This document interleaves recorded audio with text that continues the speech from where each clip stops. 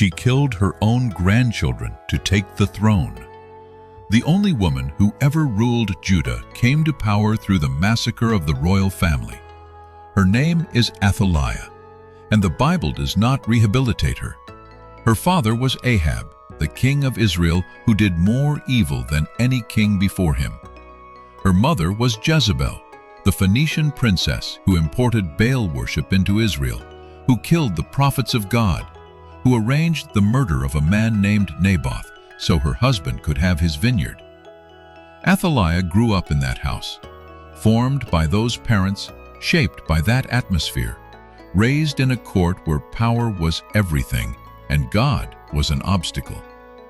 When she was given in marriage to Jehoram, king of Judah, something moved across a border that had never been crossed before. The house of Ahab, the gods of Ahab, the ruthlessness of Jezebel, all of it traveled south into Jerusalem with her. Judah and Israel had been separate kingdoms for generations. The southern kingdom had mostly managed to hold on to the line of David, the worship at the temple, something resembling faithfulness. Athaliah changed that. Her husband Jehoram walked in the ways of the house of Ahab, the text says. Because Athaliah was his wife, he killed his own brothers when he took the throne, 6 of them. Violence was already in the house before Athaliah ever had to act on her own behalf.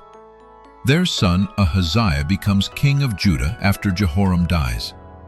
He is 22 years old. He reigns for 1 year. His mother is his counselor, the text says. Athaliah advises him toward destruction. He allies with the king of Israel, another son of Ahab's dynasty, and they go together to a place called Jezreel. A military commander named Jehu has been anointed by God to destroy the house of Ahab. He is a man of violent efficiency, relentless, who drives his chariot like a madman, according to the watchman on the walls. He kills the king of Israel. He wounds Ahaziah, who flees but dies of his wounds at Megiddo. In one afternoon, Athaliah loses her son. She is not a young woman anymore. She has spent her life in palaces, in politics, in the web of alliances and marriages that hold kingdoms together. She has watched her father's dynasty destroyed by Jehu. She has watched her son die. She is alone now in Jerusalem, in a court that belongs to the line of David, in a kingdom that is not her own by blood. And she makes a decision. If there are no heirs, there is no succession. If there is no succession, there is no one to challenge her. Athaliah moves against the royal family of Judah. She destroys all the royal seed of the house of the king. That is how the text describes it, the royal seed. The sons of Ahaziah, her own grandchildren.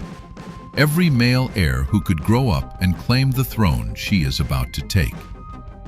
We don't know how many children there were. We don't know their ages. The text doesn't give them names or faces. They are simply the royal seed, and then they are gone.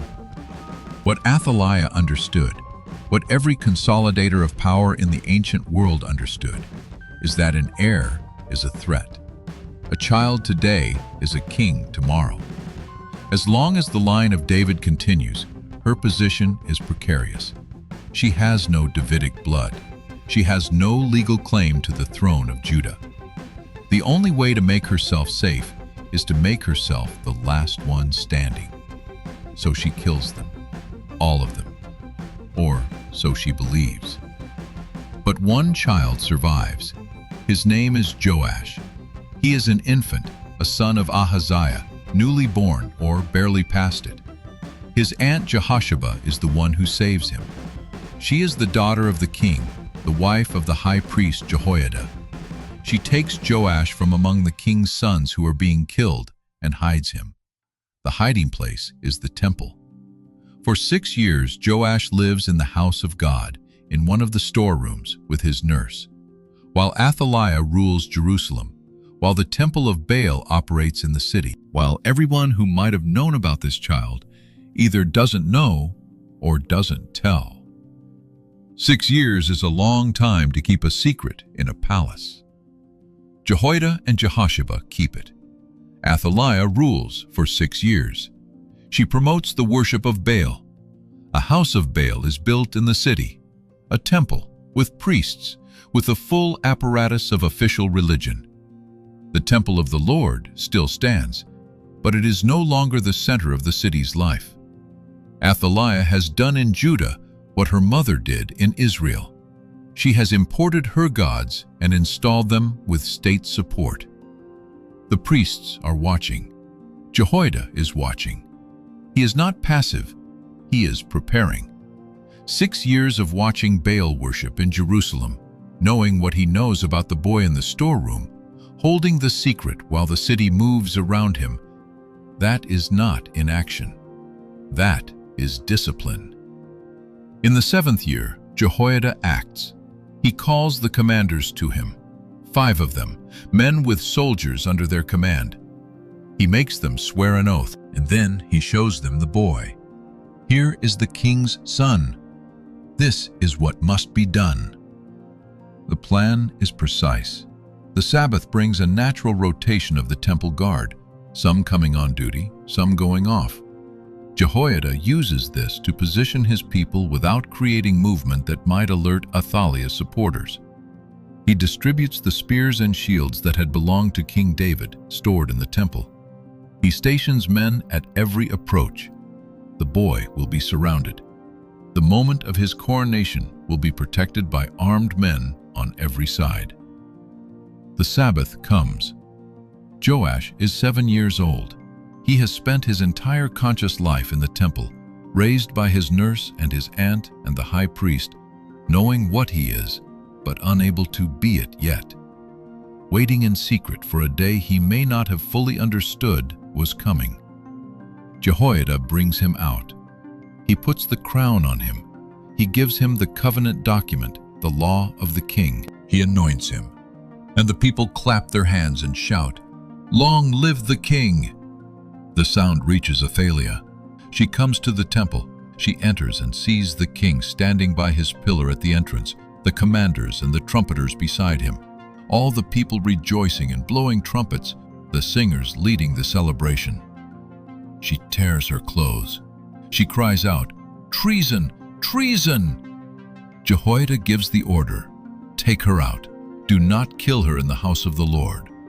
They bring her out to the entrance of the horse gate of the royal palace, and there she is killed. The house of Baal is destroyed that same day.